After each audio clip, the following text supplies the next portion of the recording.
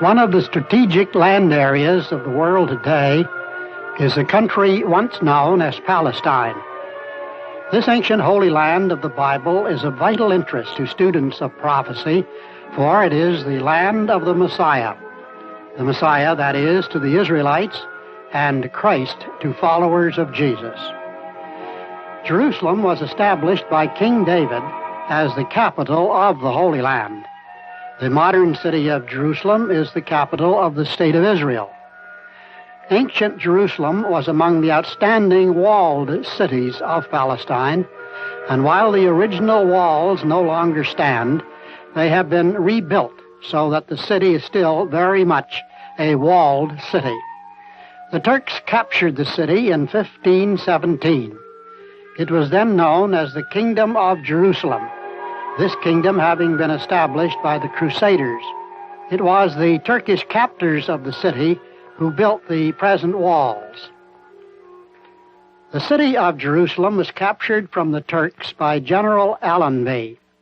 It then became the headquarters of the British military administration, and in 1920 by the civil administration which superseded it, and lasted until the establishment of the State of Israel in 1948. One of the ancient landmarks near Jerusalem is the Kidron Valley.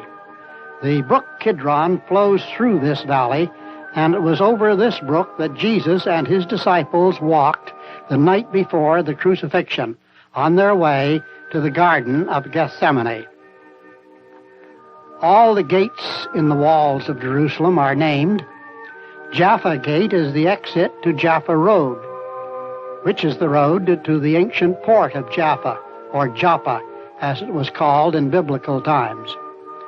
It was from Joppa that Jonah set sail in his attempt to run away from an assignment given him by the Lord. Jaffa was the main seaport for Jerusalem throughout ancient times and remained so until modern times. From the shores of the Mediterranean Sea near Jaffa, one has a beautiful panoramic view of Tel Aviv, which is now the largest city in the Promised Land, the land of the Messiah. It is a modern city, having its start in a few humble homes about a half-century ago. The main seaport for the land of the Messiah today is Haifa. This is the second largest city in the Holy Land. There is much in Haifa that is modern and much that is ancient. Near Haifa, and essentially joining the city at its base, is Mount Hermon. It was on Mount Hermon that the prophet Elijah challenged the priests of Baal. Now this famous mountain of Israel is virtually controlled by the Baha'i religionists, this non-Christian group having established its principal temple at the top of the mountain. Haifa, like Tel Aviv, is on the Mediterranean Sea. Getting back to Jerusalem, we see the well-known Wailing Wall.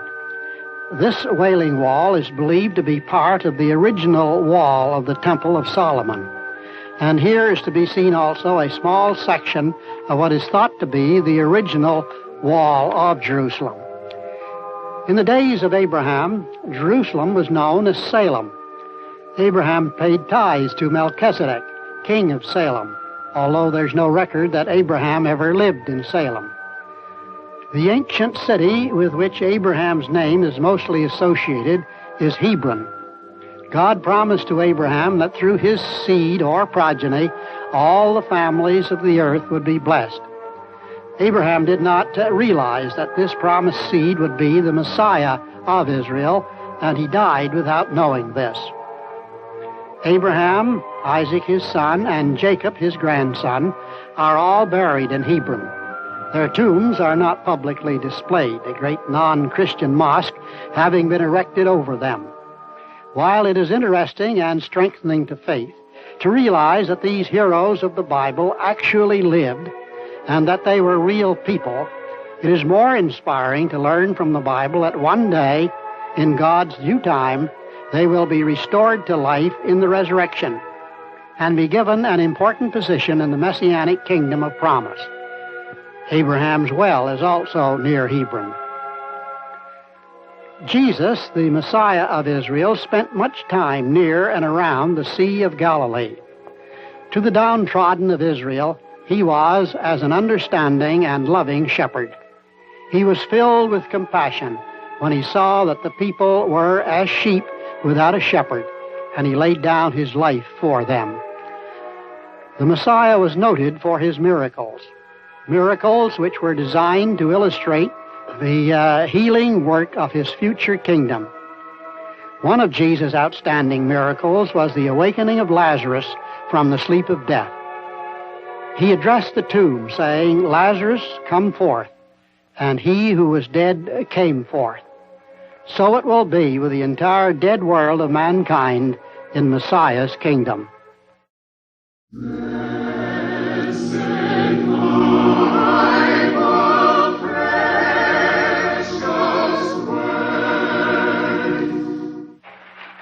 Da da da da da da dee, da da da da da da da. All right, I'm coming.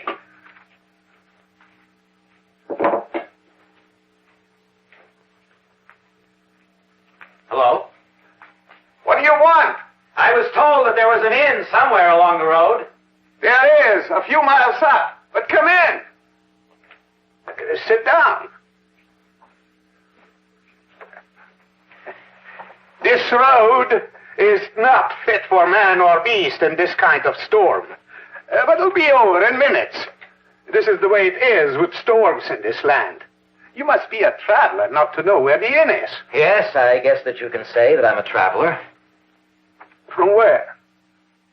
Have you not come from the walled city, or have you? Yes. You don't say. What is it that is happening there? There are strange rumors about events that some say will change the world. A rumor that the sky darkened in daytime, as though it were night. I do not believe in rumors. They are all lies. But I like to listen. Yes, like an old woman, I like to listen. Very little is happening along this road, and all the news from the outside world I get from travelers like yourself. Would you like something hot to warm you up inside? Oh, yes, if you'd be so kind.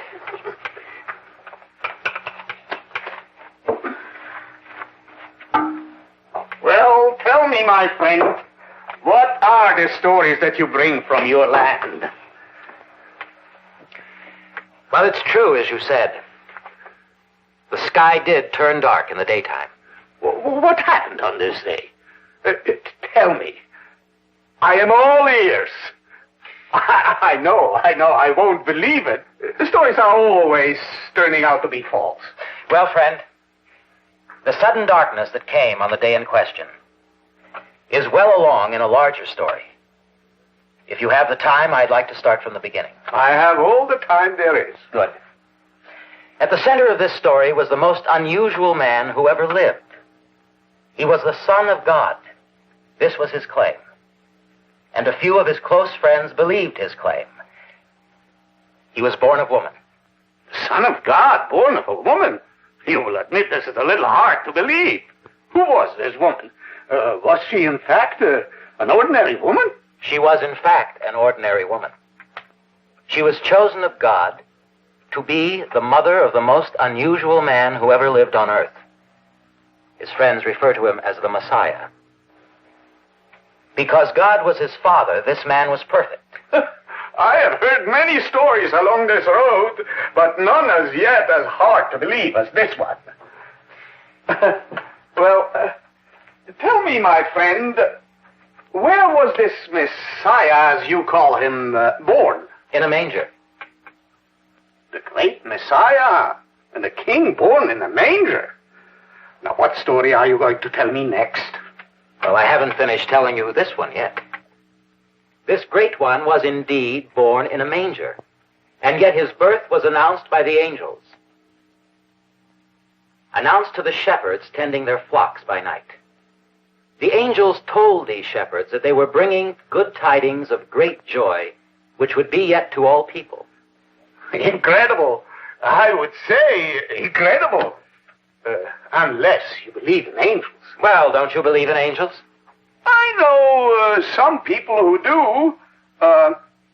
Once in a while, some Israelites from Palestine come through this road, and they tell the stories of what wonderful things angels do. They are good stories. But go on, tell me more. I have plenty of time to listen. Well, I won't go into too much detail. But when this wonderful child grew up, he became extremely active as a teacher. One of the ideas which he stressed very much was that the true and living God of heaven would one day establish a powerful government which would rule over all the people of the world. Was this to be a good government or a government to oppress the people? Oh, it was to be a very good government indeed. This government, as the man said, will bring peace to all people. Everlasting peace. I've heard many men say that, and they all failed. Tell me, did this man have a big army? No. You see, this government depends upon the power of God. Now you are getting fantastic again. How can I know that there is credibility in your story? Many at the time wondered about that. So this great man demonstrated that the God of heaven was working with him by the performance of many miracles. Huh? What kind of miracles? He made the water run uphill or something like that? Well, no, but he did turn water into wine. All of his miracles were wonderful. He miraculously healed the sick. He caused the blind to see, the lame to walk. He even restored the dead to life. Now stop it right there. Tell me, what nationality was this man? He was a Jew. Figures. What do you mean by that? As I said to you before, once in a while, some Israelites or Jews are passing through here. And in their stories are always associated with miracles. One of them says that one of their leaders was cast in a lion's den to be destroyed. But an angel came and closed the mouth of the lions, and the man was unharmed.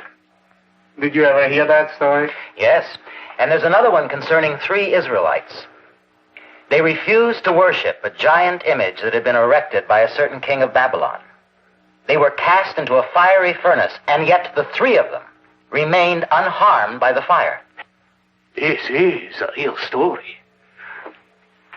Do you believe in these stories, sir? I believe they are stories of the great miracles which have occurred throughout the centuries.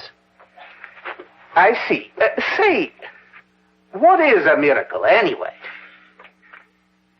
A miracle is an event which is beyond human ability to understand, and that which would be impossible for you or I to accomplish. And you believe in miracles? Why not? That's a good question.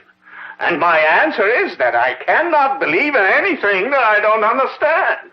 Well, in that case, you can't believe in much of anything. What do you mean? Do you believe that you're alive? Of course I do. Do you understand what keeps you alive? No, not exactly. Something like eating, breathing, and other things. But why should eating and breathing and, as you say, other things keep you alive? How could I know that? The important thing is that you are alive. The fact that you don't understand what keeps you alive or how you got life in the first place means that life itself is a miracle. I see. Well, I'm not sure that you do. But let me explain. You see, these Israelites, or the Jews, are the one people on earth who believe in an all-powerful, all-wise, living and loving God who is the creator of all things, including life. This true God of the Israelites is not only the creator of all things, but is capable of controlling the things which he has created. Such as lions and fire? Is that what you mean? Well, you can put it that way if you wish. Yes, this God was capable of closing the mouth of the lion or preventing fire from destroying life if he wished.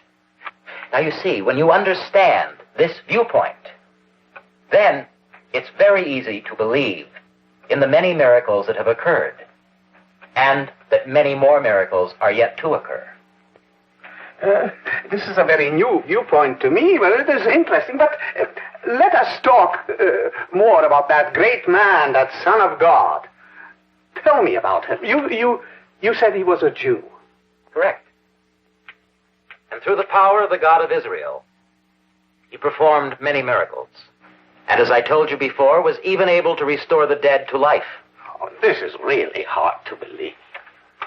Why should it be hard to believe that the great Creator who created life in the first place is capable of restoring life?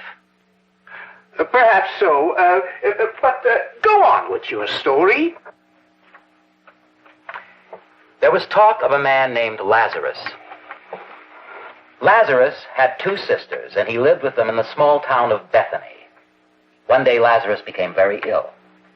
His sisters had heard that Jesus was capable of curing the sick, and so they sent word to him about their brother. But Jesus did not go to Bethany right away. Instead, he waited for 3 days, and then he told his followers, "Lazarus sleepeth, and I must go to wake him from his sleep." Oh, he made a mistake. It is considered that it is good for a sick person to be able to sleep. Why awaken him? Well, that's what his followers thought, and they said so. Then the great Messiah said to them plainly, "Lazarus is dead." You see, that's what he meant in the first place. Lazarus was sleeping the sleep of death. I often wondered what it feels like to be dead. Well, from that story, I would imagine it's much like being asleep. And just as Jesus promised, he returned to Bethany, and by the power of Israel's God, awakened Lazarus from the sleep of death. Perhaps so. And now you are going to tell me that they were so impressed that they wanted to make this Son of God their king. No, it was hardly that way at all. Oh, a few of Lazarus's friends, and some of Jesus' friends also, were impressed. But many were made angry by this miracle. Angry? Why? It's incredible. Certainly, I'm a man with a rough and ready character myself. And I have had many experiences in my life. But if somebody came along here and would restore one of my dead friends or relatives to life, I would not know how to be mad. I would rather try to show my appreciation. Well, that would be the natural reaction to such an exhibition of kindness and love. But the circumstances in the land of Palestine at that time were very unusual. There was a group of religious rulers who were very jealous of their position. They knew that Jesus was very popular with many of the common people, and they feared that this great miracle which he performed would cause essentially all the people to follow him and to ignore them and their authority. And so they got mad because of something that should have made them glad. Is that it? It exactly, and they plotted the Messiah's death. Now, I'm sure that you know, even in this remote area, that Palestine is now ruled by the Romans, and that the Romans usually put their criminals to death by hanging them on a cross. And the one who had given them so much good and gave them this great message of hope, they hung on a cross until he died? That's right. But this was not, shall I say, an ordinary crucifixion. There were many watching the Messiah as he hung on the cross. There was the mob responsible for his being on the cross. There were 2 women, both named Mary. One was his mother. His close friend and follower, John, was there. And many of the people watched, their eyes burning with tears. And some watched with angry smiles. There were also 2 criminals who were crucified on the same day. One criminal asked the Messiah to remember him when he came into his kingdom. And the Messiah said, "Thou shalt be with me in paradise." Why did so many people watch the crucifixion of this man? Crucifixions are common these days. They don't even excite my curiosity anymore. What's so special about a man on a cross? Well, this was a very special man. This man was a king. What do you mean, a king? Oh, I don't mean your ordinary king. He was a very special king. When Jesus was called before the Roman governor to be sentenced to his death, the Roman governor asked him if it was true that he was really a king. And Jesus replied, "To this end was I born, and for this cause come I unto the world." Born to be a king, huh? Yes. He explained to the Roman governor that he had no army and that he did not intend to fight to establish his authority as a king. Now, my friend, your story doesn't fall together very well. First, you tell me that this man had so much power that he didn't need an army to establish his authority as a king of the earth. And then you tell me that his enemies put him to death on a cross. Well, if he was the Son of God, and if he could command so much power, why did he let his enemies put him to death? Why did he let him do it? It was necessary for Jesus to die in order to redeem his future subjects from death. According to Israel's prophets, all mankind go into death as a result of one man's sin. That man was Adam. I have heard that legend a number of times. It is more than a legend. Perhaps so. But now your story has your hero dead by crucifixion. Where are we left with this? Have you ever heard of a dead king sitting on a throne? No, but in this story, one who has been dead, but is raised from the dead, sits on a throne. He becomes a king of kings and lord of lords. And you mean to say that this great Messiah was actually raised from the dead? That's right. Let's not forget the miracle-working power of the great Creator. There was a demonstration of that power while the Messiah was hanging on the cross. That was the day you heard about when it suddenly turned dark. That occurred at the time Jesus died. On the third day, some of his friends went to visit the tomb. And an angel told them that Jesus had risen from the dead.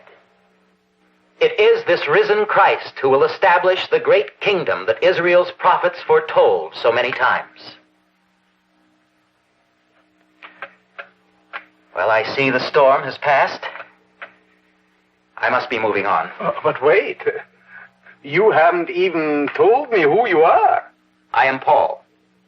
Well, Paul, come again as soon as you can. I want to hear more.